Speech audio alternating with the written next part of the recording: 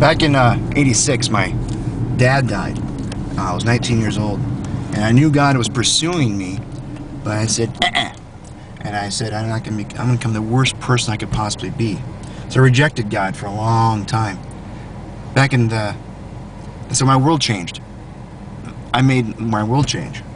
Back in '87, '88, I was working at a restaurant, and the whole world was changing around me, and no understanding why it was changing.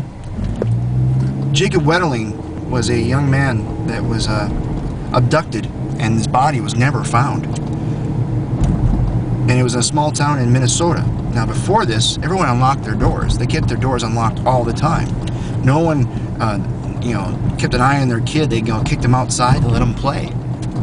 But now when Jacob Wetterling, 11-year-old guy, disappears in a small town of area of St. Cloud, Minnesota, it affected the whole community so much that the whole world changed.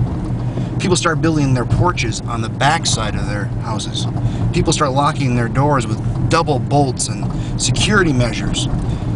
People wouldn't let their kids outside at all unless they had some kind of someone watching them. And so much that it did change that Jacob Wetterling now has a Jacob Wetterling Foundation, and the laws changed that even sexual predators who have been in the court have to register their names because of this. All because of what happened to one young man. And I asked questions during that time. Why did things change? Why did things suck?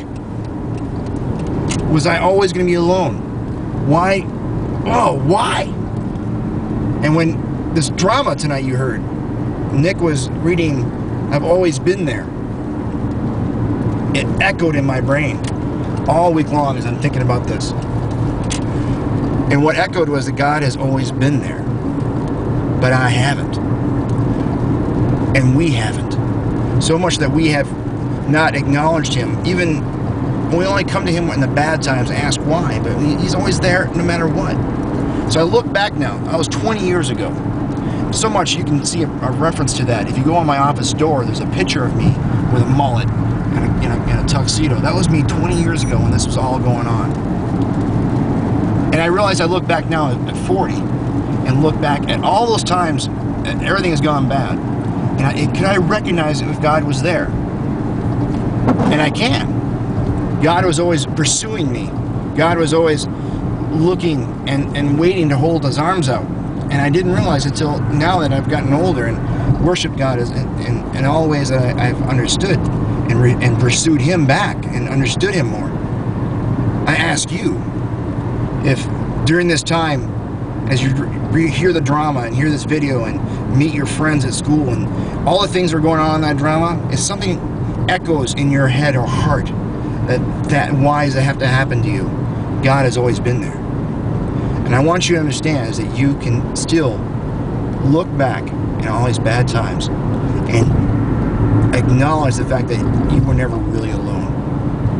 And if you can look back now, even in the last couple of weeks, I bet you can think about the times that, you hear this, you are worthy, or you're my son or daughter, and you can almost acknowledge it, like a recording. Now, if you have questions about this, please come to us here at Acts 2:42. Ask me questions. Ask the volunteer questions. Email me questions. You can come on Wednesday nights to Deeper, and we have a small group. We ask all the questions you want, but there's nothing wrong with asking why and where was He. And we talking it out. You can probably acknowledge that God was always there, and He always will be. God bless.